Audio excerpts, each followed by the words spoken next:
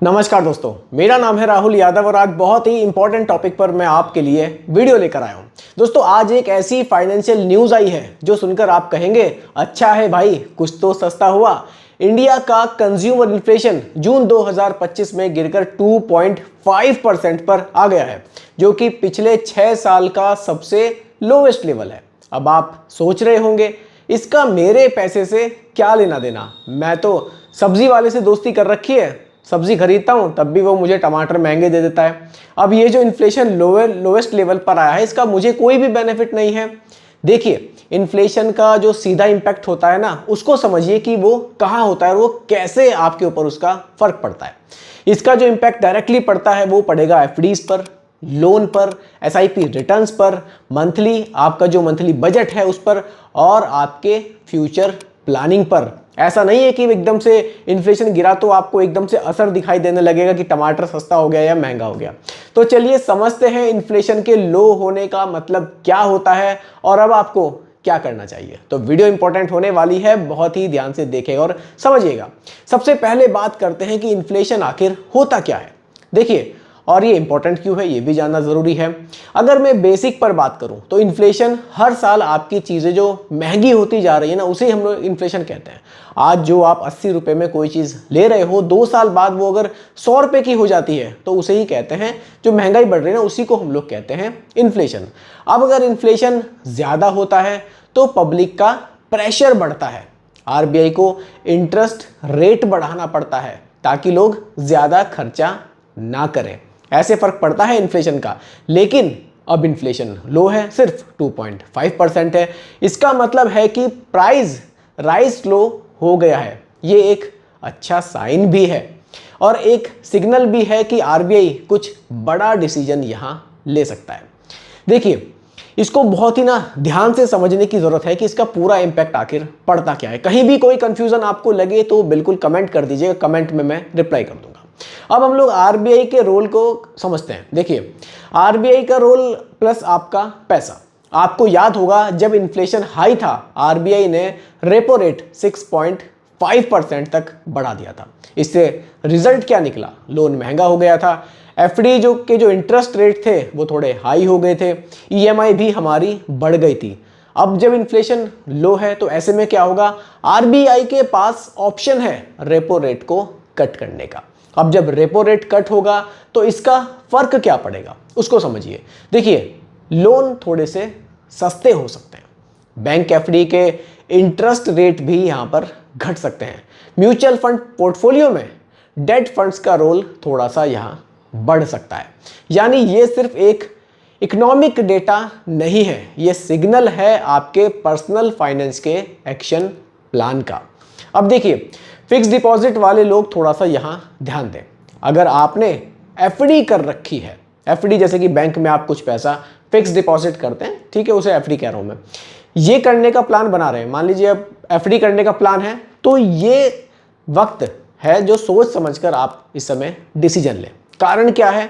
देखिए, इन्फ्लेशन लो होगा तो इसका मतलब है कि आने वाले टाइम में जो बैंक की एफडी है उसका जो इंटरेस्ट रेट है जो आपको पहले मिल रहा था उसके मुकाबले थोड़ा सा ये घट सकता है। देखिए, अगर एग्जांपल के लिए मान लीजिए एसबीआई या एचडीएफसी कोई भी आप रख लीजिए एग्जांपल के लिए, अगर अभी 7.1% आपको मिल रहा है तो हो सकता है आने वाले टाइम में जब ये थोड़ा सा घट जाए तो शायद आपको 6.7% मिलने लगे, 6.6% मिले, तो कुछ ना कुछ ये घट सकता है। तो अभी अगर आपको पैसा पार्क करना है तो लॉन्ग टर्म एफडी आप फिक्स कर सकते हैं 2 से 3 साल के लिए, क्योंकि जिस इंटरेस्ट रेट पर आप एफडी को फिक्स करेंगे फिर वही रहेगा, घटेगा तो आपका नहीं घटेगा। और सबसे स्मार्ट मूव क्या है ना, एफडी की लेडरिंग करना। इसका मतलब क्या है उसको समझिए।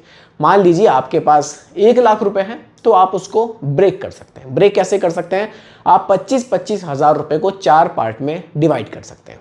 पहली एफडी 6 महीने के लिए कर दीजिए, एक एफडी 1 साल के लिए, एक एफडी 2 साल के लिए और एक एफडी आप 3 साल के लिए कर सकते हैं।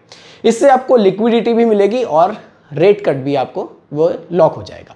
देखिए, अगर आप एक ही एफडी को, 1 लाख की एफडी को लंबे टाइम के लिए लॉक कर देंगे, बीच में पैसे की जरूरत पड़ेगी तो थोड़ा सा दिक्कत आ सकती है, इसलिए उसको टुकड़ों में आप कर सकते हैं। म्यूचुअल फंड इन्वेस्टर के लिए क्या अपॉर्चुनिटी है? देखिए, अब बात उन लोगों की है जो एसआईपी करते हैं या म्यूचुअल फंड में इन्वेस्ट कर रहे हैं। लो इन्फ्लेशन का मतलब होता है आरबीआई रेट कट करेगा, और मार्केट में लिक्विडिटी बढ़ेगी। यानी कि डेट म्यूचुअल फंड्स के रिटर्न्स यहां थोड़े से इंप्रूव हो सकते हैं, स्पेशली डेट म्यूचुअल फंड्स की ही बात मैं कर रहा हूं, ठीक है।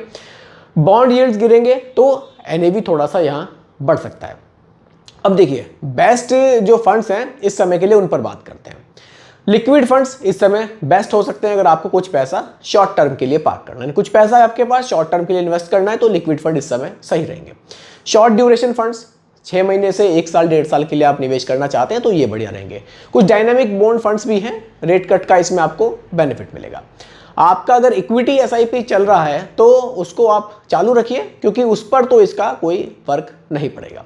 लेकिन अगर आपको लमसम करना है तो लमसम के लिए बढ़िया ऑप्शन है कि आप एसटीपी का यूज कर सकते हैं, जिसको हम सिस्टमैटिक ट्रांसफर प्लान कहते हैं।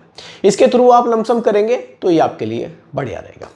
अब कुछ बजट प्लानिंग पर हम लोग बात कर लेते हैं, स्पेशली आम आदमी के लिए, कि किस तरह से वो इस समय कर सकते हैं। देखिए अब जब सब कुछ स्टेबल लग रहा है तो लोग नॉर्मली केयरलेस हो जाते हैं। कैसे हो जाते हैं? देखिए सब कुछ सही चल रहा है, सेविंग्स को बाद में देख लेंगे। लेकिन दोस्तों लो इन्फ्लेशन प्लानिंग का ना बेस्ट टाइम होता है। इसको मैं आपको पूरा डिटेल में समझाता हूँ, क्योंकि जब ऐसा लगता है ना हमारे पास पैसा एक्स्ट्रा बचने लगता है तो हम थोड़े से केयरलेस तो हो ही जाते हैं कि अरे कोई ज़रूरत नहीं है, सब कुछ ठीक चल रहा है। तो अभी आप क्या कर सकते हैं उसको समझिए। अपने बजट का आप रिव्यू कीजिए।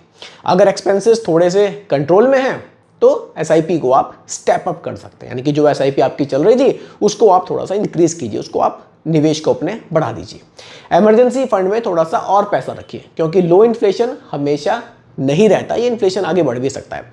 इमरजेंसी के लिए आप मान लीजिए महीने में 2,000 रुपये निकाल रहे थे या 3,000 निकाल रहे थे, अभी आपके पास एक्स्ट्रा पैसा बचता है तो उसको आप इमरजेंसी में थोड़ा सा और बढ़ाइए।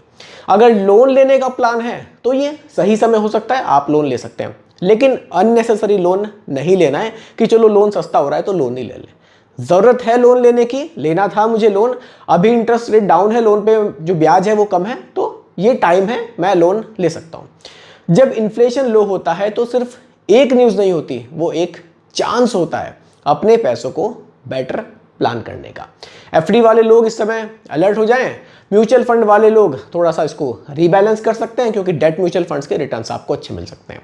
और जो नए इन्वेस्टर्स हैं वो गोल बेस्ड एसआईपी शुरू करें, कोई दिक्कत नहीं है। लंबे समय तक जो एसआईपी चलाना चाहते हैं उनके लिए इस न्यूज़ से कोई खासा फर्क नहीं पड़ेगा। आप क्या करने वाले हो इस लो इन्फ्लेशन एनवायरनमेंट में, कमेंट करके मुझे ज़रूर बताइएगा। और अगर ये वीडियो आपको इन्फॉर्मेटिव लगा हो तो बिल्कुल कमेंट करके मुझे बताइएगा, ताकि मैं आगे भी इसी तरह की वीडियोस आपके लिए लाता रहूं। बाकी दोस्तों वीडियो पसंद आई हो लाइक शेयर आप कीजिएगा, और चैनल पर नए हैं सब्सक्राइब कीजिएगा। मिलते हैं जल्दी एक और नई वीडियो के साथ। धन्यवाद।